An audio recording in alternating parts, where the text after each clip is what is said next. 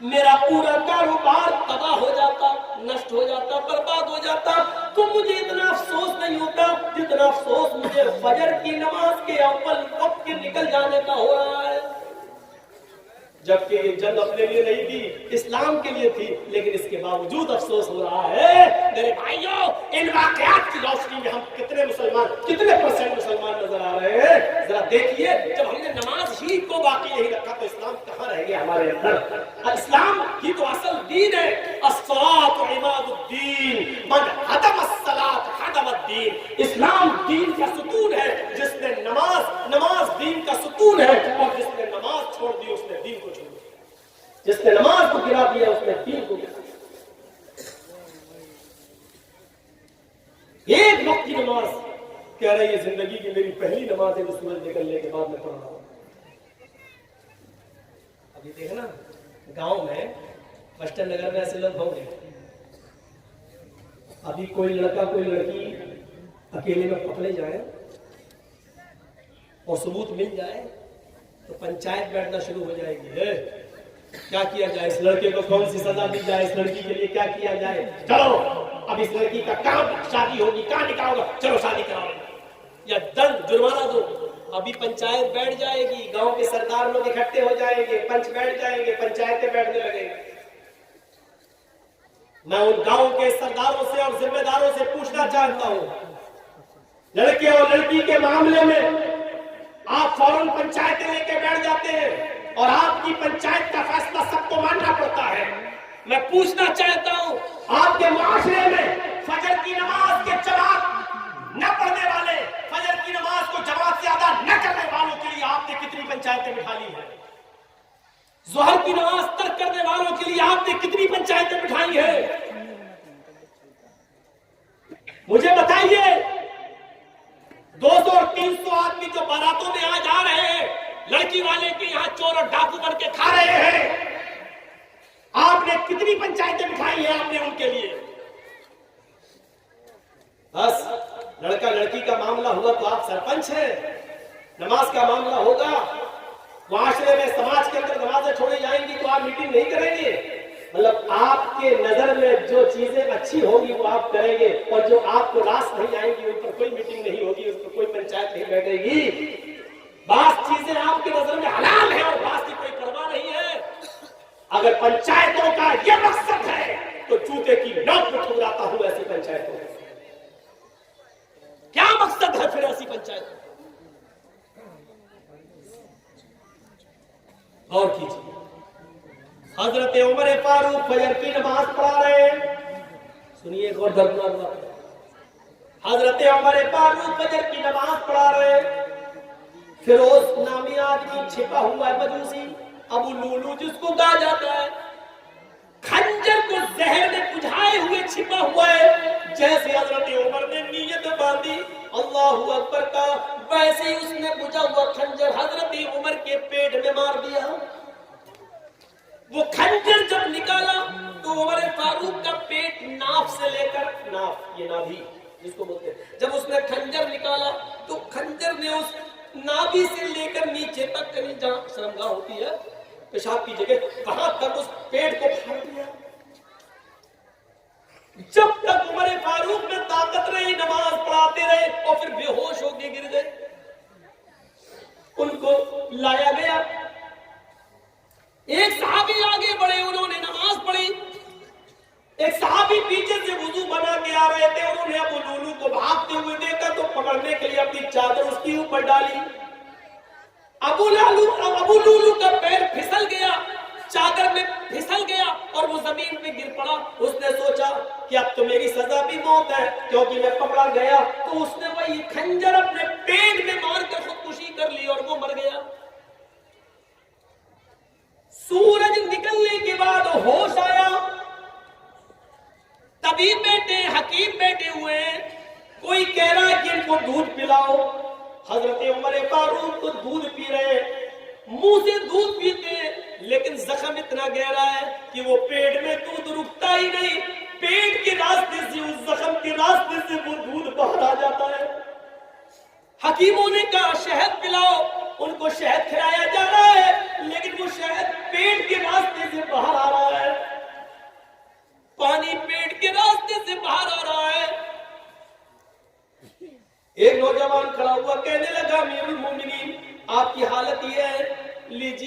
پانی لایا ہوں، وضو بنا لیجئے۔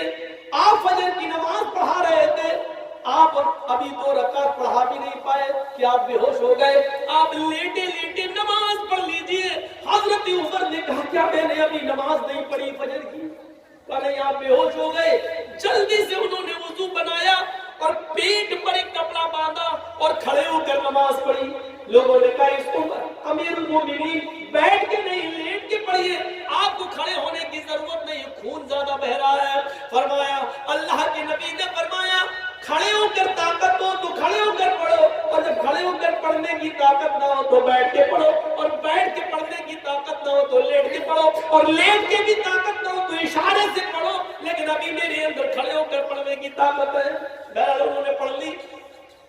کھڑے ہو کر نماز ادا کرنے کے بعد جب بستر پر لیٹے تو ایک نے پوچھا امیر المومنین آپ نے تو اس حال میں نماز ادا کر لی، آپ نے تو اس حال میں نماز پڑھ لی، لیکن آپ کے بعد اگر کسی اور مسلمان کا پیٹ پھٹ جائے، کھانا پانی دودھ شہد سب پیٹ سے نکلنے لگے اور وہ بستر پر لیٹا ہوا ہو اور وہ اس حال میں نماز چھوڑ دے تو اس کا کیا حکم ہے؟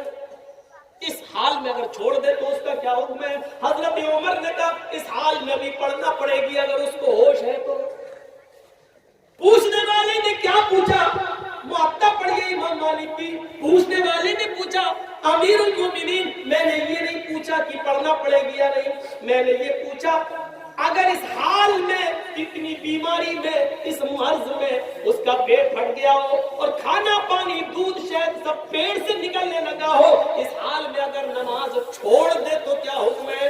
حضرت عمر کا جواب سنو جو امام مالک کی حدیث موطا کے اندر نقل کیا امام مالک نے۔ حضرت عمر نے فتویٰ دیا اس حال میں بھی پڑھنا پڑے گی اگر اس کو ہوش ہے، پیٹ پھٹ گیا، کھانا پانی دودھ دوا شہد دہی سب پیڑ سے نکل رہا ہو لیکن اس کو ہوش ہو تب اس کو نماز ادا کرنا پڑے گی۔ اگر اس نے اس حال میں بھی ہوش میں آنے کے بعد بھی اگر نماز اس حال میں نہیں پڑھی تو لا حظ فی الاسلام لمن ترک الصلاۃ، تو اس آدمی کا عمر کی نظر میں اسلام کے اندر کوئی حصہ نہیں ہے، وہ آدمی مسلمان ہی نہیں ہے جو اس حال میں نماز چھوڑ دے، اسلام کے اندر اس کا کوئی حصہ نہیں ہے۔ اس حال میں اگر نماز چھوڑ دے تو نماز اسلام کے اندر حصہ نہیں ہے۔ صحت و تندرستی ہٹے کٹے موٹے تازہ ہونے کے بعد اس حال میں نماز چھوڑ دو تو ہم کتنے مسلمان ہیں، ہم کسی کو کافر کہنے کا حق تو نہیں رکھتے میرے بھائیوں، لیکن سوچو تو اپنے غریبانوں میں جھانک کر کہ ہم کتنے پرسنٹ مسلمان ہیں۔ نماز کے اوپر کچھ زیادہ ہی ہے لیکن ہونا بھی چاہیے کیونکہ نماز تو اسلام کی بنیاد ہے۔ لا تتركن صلاة مكتوبة متعمدا فإن من ترك صلاة مكتوبة متعمدا فقد برئت منه ذمة الله۔ چوتھی چیز پر آئیے جس پر مجھے تھوڑا سا آپ کا ٹائم لینا ہے، ولا تشربن خمرا فإنه رأس كل فاحشة، شراب کو ہاتھ نہ لگانا کبھی بھی، اس لیے کہ وہ ہر برائی کی جڑ ہے۔ ساری برائیوں کی جڑ کیا ہے؟ شراب کے بارے میں ایک حکم نازل ہوتا ہے۔ سنیے، جب شراب حرام نہیں ہوئی تھی تو مکے کے اندر یہ حکم نازل ہوتا کیا؟ وَمِن ثَمَرَاتِ النَّخِيلِ وَالْأَعْنَابِ تَتَّخِذُونَ مِنْهُ سَكَرًا وَرِزْقًا حَسَنًا۔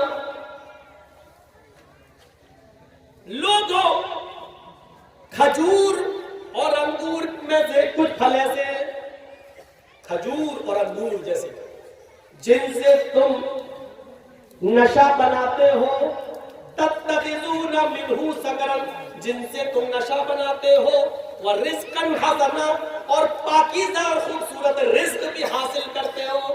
کھجور اور انگور ایسے کھاؤ تو پاکیزہ، اور نچوڑ کر اگر وہ بنا لو اس کی شراب تو نشہ ہے، لیکن ابھی حرام نہیں ہوتا، صرف اللہ تعالیٰ نے اتنا کہا۔ جب آپ مکے سے مدینہ آئے تو کچھ لوگوں نے شراب کے بارے میں سوال کیا، جوئے کے بارے میں سوال کیا۔ آیت نازل ہوتی ہے یسألونک عن الخمر والمیسر، اے محمد صلی اللہ علیہ وسلم، کچھ لوگ ایسے جو آپ سے جوئے اور شراب کے بارے میں پوچھتے ہیں، قل فیہما اسم کبیر، تو آپ فرما دیجئے کہ یہ بہت بڑا گناہ ہے، ومنافع للناس، لیکن لوگوں کے لیے اس میں کچھ نفع بھی ہے، کچھ فائدہ بھی ہے۔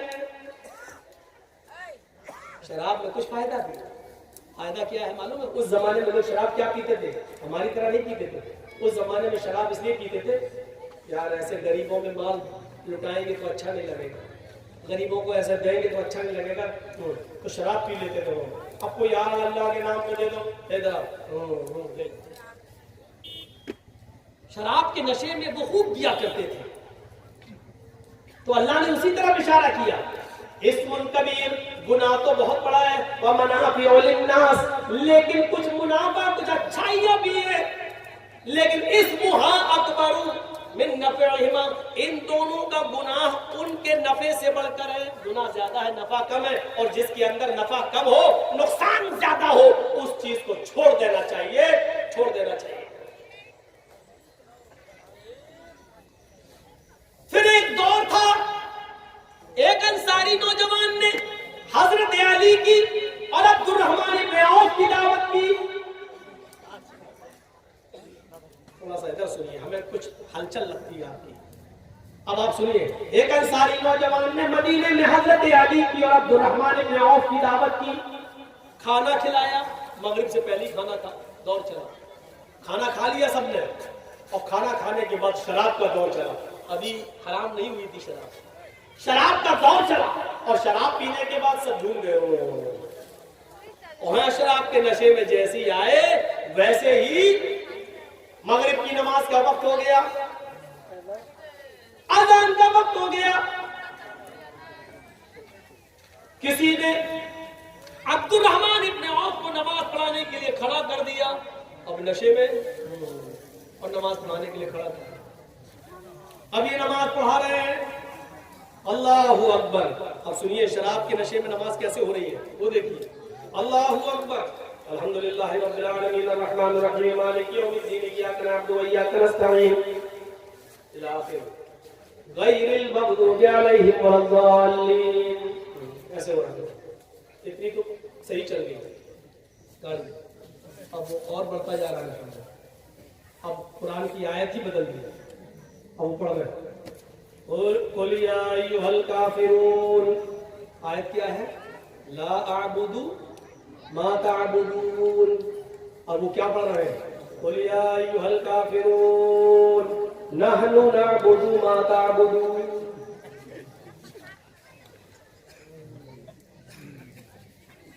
ہے کیا؟ قل یا ایھا الکافرون، اے نبی کہہ دو اے کافروں، لا اعبد ما تعبدون، میں ان کی عبادت نہیں کرتا جن کی تم کرتے ہو، میں ان جھوٹے خداؤں کی عبادت نہیں کرتا جن کی تم کرتے ہو۔ اور یہ کیا پڑھ رہے ہیں؟ لا اعبد ما تعبدون، میں بھی ان کی عبادت کرتا ہوں جن کی تم کرتے ہو، بلکہ نحن نعبد ما تعبدون، ہم بھی ان کی عبادت کرتے ہیں جن کی تم کرتے ہو۔ معنی ہی بدل گیا، جس کام کو مٹانے کے لیے اللہ کے رسول آئے وہی ہونے لگا۔ تو اس وقت اللہ تعالیٰ نے قرآن کے اندر یہ آیت نازل فرمائی، یا ایھا الذین آمنوا لا تقربوا الصلاۃ وانتم سکارا حتی تعلموا ما، جو تم بولتے ہو جب تک تم اس کو جان نہ لو کہ کیا بول رہے ہو، اس وقت تک تم نماز کے قریب نہ جاؤ۔ اے مسلمانوں، اے ایمان والو، لا تقربوا الصلاۃ، لا تقربوا الصلاۃ، تم نماز کے قریب مت جاؤ، وانتم سکارا، جب تم نشے میں ہو، حتی تعلموا ما تقولون، جب تک کہ جو تمہارے منہ سے نکل رہا ہے اس کو تم سمجھنے لگو کہ ہم کیا بول رہے ہیں، ہمارے منہ سے کیا نکل رہا ہے۔ جب تک اس کا علم تمہیں نہ ہو جائے تب تک تم نماز کے قریب مت جاؤ۔ منع کر دیا، نشے میں ہو تو نماز کے قریب نہ، لیکن حرام ادھر بھی نہیں ہوئی، حرام ابھی بھی نہیں ہوئی، صرف ایک فاؤنڈیشن لگا دی، جب نشے میں ہو تو نماز کے قریب نہ جاؤ۔ لیکن ایک مرتبہ انصار و مہاجرین کی محفل سجی، مکے کے مہاجر اور مدینے کے انصار دونوں کی ایک محفل سجی اور محفل سجنے کے بعد کھان پان ہوا اور دونوں شراب کا دور چلا. انصاریوں نے بھی شراب پی اور مکے کے مہاجروں نے بھی شراب پی. اب شراب پینے کے بعد جب نشے میں آ گئے, جب سب نشے میں آ گئے تو انصاری مہاجروں کو گالی دینے لگے اور مہاجر انصاریوں کو. مہاجر کہنے لگے دیکھو یہ انصاری ہے, ہم تم سے افضل ہیں, ہم قریشی ہیں, اللہ کے رسول ہمارے اندر پیدا ہوئے ہیں, ہم سب سے اونچے خاندان کے ہیں, ہم سید ہیں, ہم ہاشمی ہیں.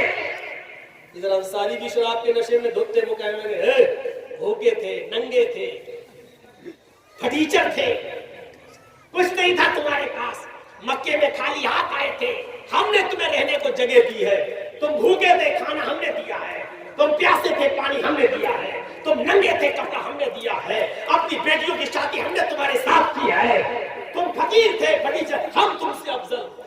اوہو, جب یہ باتیں اٹھنے لگی انصاری مہاجروں پر اور مہاجر انصاریوں پر ایک دوسرے پر سب سے بڑا ہم تم سے اونچے, ہم تم سے اونچے. اللہ کے رسول تو اسی چیز کو مٹانے آئے تھے کہ کوئی کسی بڑا نہیں کوئی چھوٹا نہیں ہے, اس کو مٹانے آئے. اور یہ کیا ہو رہا ہے, جب یہ چیز انصار و مہاجرین کے درمیان ہوئی تو حتمی طور پر یہ آیت نازل ہوئی اور قرآن نے شراب کی حرمت کا اعلان کر دیا. انما الخمر والمیسر والانصاب والازلام رجس من عمل الشیطان فاجتنبوه لعلکم تفلحون. لوگوں آج شراب اور جوا والانصاب بتوں کے نام پر چڑھا گئے, والازلام اور پانسے رجس من عمل الشیطان, یہ سب شیطان کے عمل ہیں, شیطانی کام ہے. فاجتنبوہ, آج کے بعد اس کو چھوڑ دو, اس سے بچو. لعلکم تفلحون, اگر تم کامیاب ہونا چاہتے ہو. آج بالکل شراب کی حرمت کا اعلان کر دیا, دور سے گزرنے کے بعد شراب کی حرمت کا اعلان کر دیا.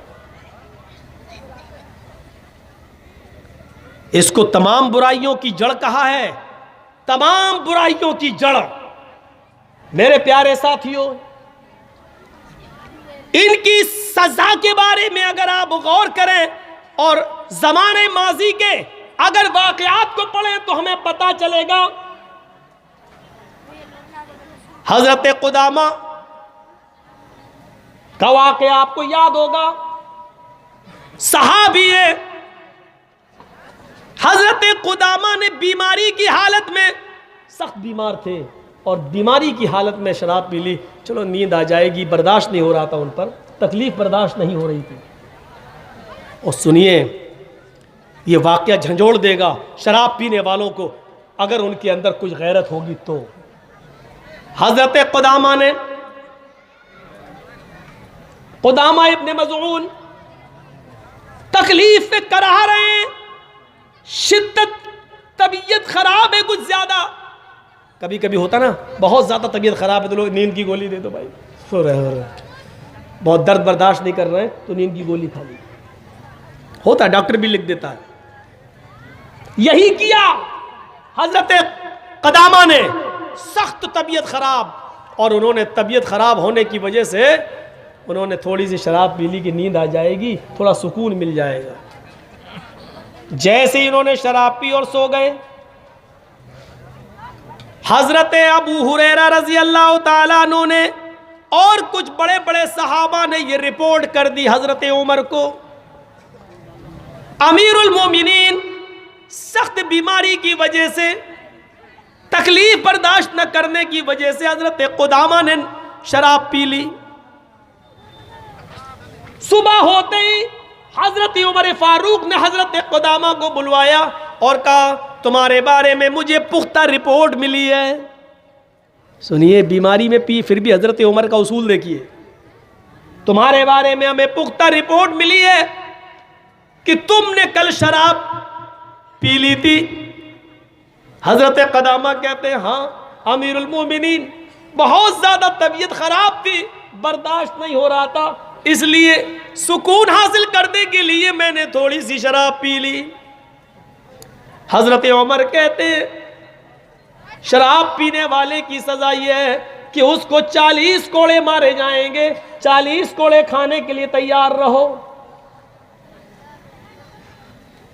حضرت ابو ہریرہ اور دوسرے بڑے بڑے صحابہ کہنے لگے امیر المومنین میں آپ کو منع نہیں کر رہا ہوں، ان کو سزا دینے کے لیے منع نہیں کر رہا ہوں، شراب پی سزا ملنی چاہیے، لیکن ابھی ان کی طبیعت بہت زیادہ خراب ہے، ابھی یہ بہت زیادہ بیمار ہیں، لہذا سزا کو اتنے دنوں کے لیے مؤخر کر دیجئے، ٹال دیجئے جب تک ان کی طبیعت ٹھیک نہ ہو جائے۔ جب یہ صحت مند ہو جائیں، طبیعت ان کی ٹھیک ہو جائے، تب ان کے جسم پر کوڑے لگا دینا، لیکن ابھی یہ برداشت نہیں کر پائیں گے۔ حضرت عمر فرماتے واہ میرے ساتھیو، تم نے کتنا اچھا مشورہ دیا، ان کی طبیعت ٹھیک ہونے تک میں ان کا انتظار کروں، اور ان کی طبیعت ٹھیک ہونے سے پہلے ہی میں اللہ کے پاس چلا جاؤں، میں مر جاؤں تو میرے اوپر حد، اللہ قیامت کے دن مجھ سے سوال کرے گا، حد شرعی کا مرتکب ایک شخص تمہارے پاس آیا پکڑا گیا اور تم نے اس کے اوپر شرعی حد نافذ نہیں کی تو میں اللہ کو کیا جواب دوں گا؟ نہیں، میں ان کو ابھی اور اسی وقت سزا دوں گا، ان کی بیماری میں ہی میں سزا دوں گا، میں سزا کو ٹال نہیں سکتا۔ پھر حضرت عمر فاروق نے ایک آدمی بلایا اور کہا کہ ان کو کوڑے لگاؤ، ایک مضبوط کوڑا منگایا گیا اور بیماری کی حالت میں حضرت قدامہ ابن مظعون کو ان کی بیماری کی حالت میں ان کو کوڑے مارے گئے، 40 کوڑے، انہوں نے کوڑے تو کھا لیے برداشت، لیکن ان کوڑوں کی ضرب نے ان کی ہڈیوں میں درد پیدا کر دیا کہ وہ پھر پوری زندگی وہ صحیح نہیں ہو سکے، پھر انہوں نے پوری زندگی اس مار کا اثر ان کی باڈی کے اوپر رہا، وہ صحیح سے چل نہیں پاتے تھے، صحیح سے بیٹھ نہیں سکتے تھے، صحیح سے کھا نہیں سکتے تھے، لیکن میرے بھائی حضرت عمر فاروق نے اس حال میں بھی ان کو سزا دی۔ جس طرح لڑکے لڑکی کے معاملے میں پنچایت بٹھا کے سزا دیتے ہو، شرابیوں کو کیا سزا دیتے ہو؟ مجھے بتائیں، معاشرے کے لوگ اور ذمہ دار اور سرپنچ اور سردار کیا سزا دیتے ہو شراب پینے والوں کو؟ حضرت عمر فاروق نے سزا دی، بیماری کے حال میں سزا دی، اور اس نوجوان نسل کو سوچنا چاہیے کہ